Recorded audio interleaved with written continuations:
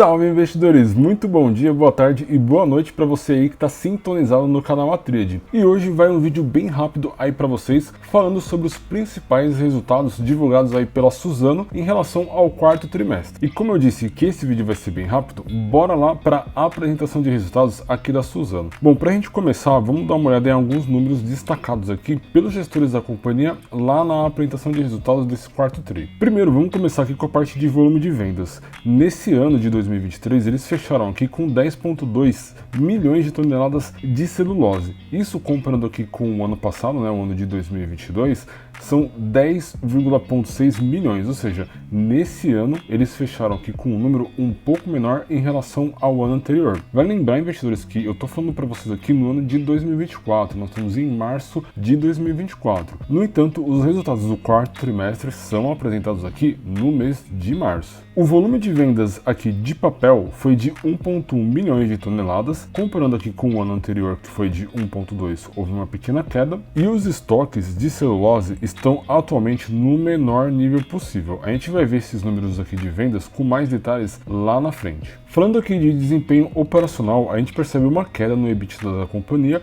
pois no ano anterior esse EBITDA foi de 28,2 bilhões. E o mesmo, investidores, a gente vê aqui refletido na capacidade de geração de caixa da companhia. A geração de caixa operacional fechou esse ano em 11,6 bi contra 22,6 do ano anterior. Esse número é bem preocupante, investidores. Na parte de gestão financeira, houve um aumento aqui da liquidez da companhia, a dívida bruta teve um aumento também em relação ao ano anterior e a alavancagem da Suzano subiu aqui para 3,1 vezes. Vai lembrar que no ano anterior a sua alavancagem estava em 2 vezes. Um ponto que obviamente vai deixar todos os investidores aí preocupados. Olhando aqui com mais detalhes os números de vendas, deu para perceber que nesse ano aqui de 2023 o resultado de vendas foi um pouco menor do que o ano de 2022. Além dessa baixa do número de vendas, a gente vê aqui o preço médio em toneladas, ou seja, o preço do papel para embalagens caiu desde o quarto tri do ano passado. E obviamente isso vai se refletir nos resultados da companhia. A gente vai ver isso daqui a pouquinho. Falando agora do EBITDA ajustado, e para você que é investidor aí jovem no mercado, está começando agora, o EBITDA são os ganhos da companhia antes das taxas, impostos, depreciação e amortização. Então tem essa sigla aqui,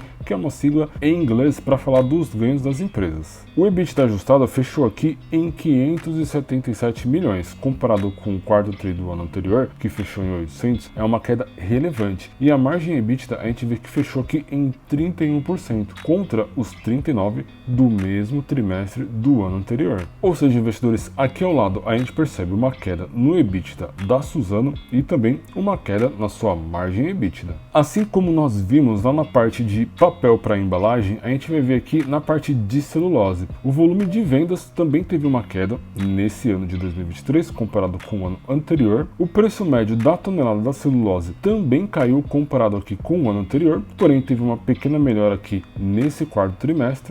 Isso, óbvio, falando aqui, né, contra o trimestre anterior. No entanto, quando a gente olha aqui os números anuais e compara 23 com 22, a gente vê uma queda relevante aqui nos preços da tonelada da celulose. E, obviamente, investidores, isso vai afetar diretamente o EBITDA e a margem EBITDA da companhia. E os números são muito parecidos com o que nós vimos lá na parte de papel para embalagem. Aqui o EBITDA fechou em 3,7 bilhões contra 7,2 bilhões do mesmo trimestre do ano passado. E a margem EBITDA que fechou aqui em 48% nesse trimestre, no trimestre do ano passado estava em 61%, ou seja, uma queda relevante. Com esses números, investidores, dá para a gente concluir que os resultados da Suzano nesse quarto trimestre não estão muito bons, mas é importante a gente analisar também os indicadores de valuation da companhia para a gente ter uma fotografia do passado da empresa, pois dessa forma a gente consegue projetar um futuro crescimento da companhia. O PL aqui da Suzano, o preço sobre lucro, um dos indicadores mais conhecidos no mercado, está na casa dos 4,7. Quando a gente olha aqui a sua média histórica, a gente percebe que 4,7 está acima dos últimos 2 anos de resultado apresentado pela companhia, com uma exceção do ano de 2021, onde o PL estava aqui em 9,49.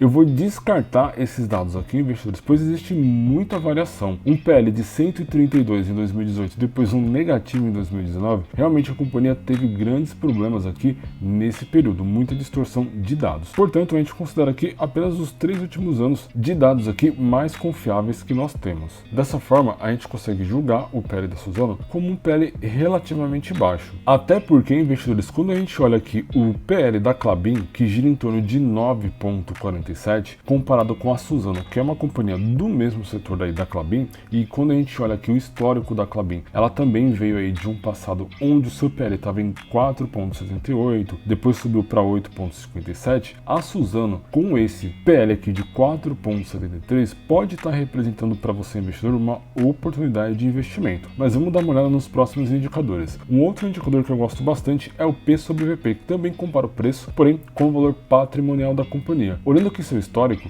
que gira em torno de 3,87 na média, a gente também tem um dado bem distorcido aqui no ano de 2020. Então, vamos olhar aqui apenas para os anos anteriores. O PL atualmente está aqui em 1,93. Quando a gente olha aqui para o ano de 2020, estava 1,99. E o ano passado, 1,76. Ou seja, está bem dentro da média. No entanto, vamos comparar aqui com o P sobre VP da Klabin, que está aqui em 2,44, sendo que a média da companhia é de 3,33. Ou seja, deu para perceber que o P sobre VP aqui da Suzano também está bem baixo. Mesmo assim, investidores, quando a gente analisa, por exemplo, aqui o LPA, que é o lucro por ação, a Suzano apresenta um número aqui de 13,06.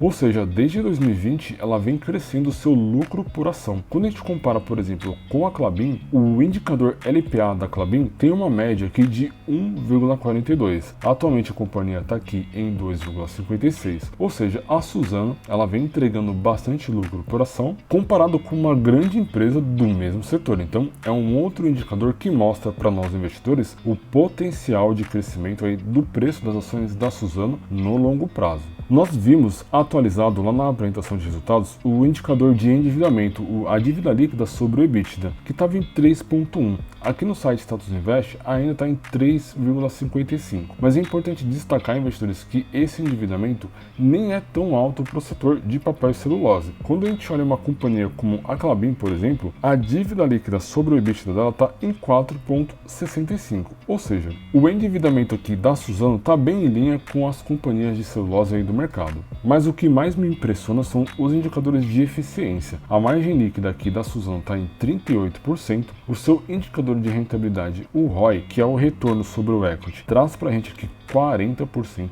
é um excelente ROI, e o ROIC, que é o retorno sobre o capital investido, está em 9,58, é um excelente número também. Com isso, investidores, como que a gente consegue precificar qual que seria o valor justo aqui para as ações da Suzano? Aqui no canal a gente utiliza a fórmula do Benjamin Graham. Vai lembrar que lá em 1940 o Benjamin Graham desenvolveu uma fórmula para encontrar o valor intrínseco das ações, pois a metodologia de investimento dele era comprar ações que estivessem baratas no mercado e vender essas ações quando elas atingissem o seu valor intrínseco, ou seja, calcular, encontrar o valor intrínseco das ações. Portanto, investidores, essa fórmula ela é bem simples, ela utiliza aqui a cotação das ações da empresa no momento, o indicador LPA, o lucro por ação, o indicador VPA, que é o valor patrimonial por ação, e ela utiliza também algumas métricas aqui dos indicadores PL e também VPA. Com isso, investidores, segundo a fórmula original aqui do Benjamin Graham, o valor intrínseco para as ações da Suzano seria de R$ 97,00. Isso nos dá uma margem de segurança de 57%.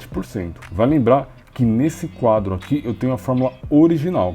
Aqui embaixo eu peguei essa mesma fórmula e atualizei as variáveis de VPA e PL para o nosso mercado atual. E ainda assim, o valor intrínseco ficou aqui em R$ 125,00, ou seja, um pouco mais alto do que a fórmula original, nos entregando uma margem de segurança de 103%. Com isso, a gente consegue julgar que as ações da Suzano estão num excelente momento para se investir. Mas é importante deixar claro para vocês, investidores, o que eu sempre digo aqui no canal, sempre que a gente analisa rapidamente uma companhia. Utilizar uma fórmula como essa para tomada de decisão não é muito inteligente. Você, investidor, deve analisar os projetos da companhia, os resultados que ela vem apresentando, analisar também os seus indicadores de valuation. Dessa forma você consegue entender um contexto geral da companhia e vai tomar com certeza uma melhor decisão para compra ou venda das ações das empresas. Mas é óbvio que esse tipo de fórmula ajuda muito você, investidor, a tomar uma boa decisão de investimento. Por isso, eu vou deixar o link do download dessa planilha aqui na descrição do vídeo. Dessa forma, você pode calcular o valor intrínseco das ações que você está investindo e, de brinde, vai aqui o cálculo do valor intrínseco de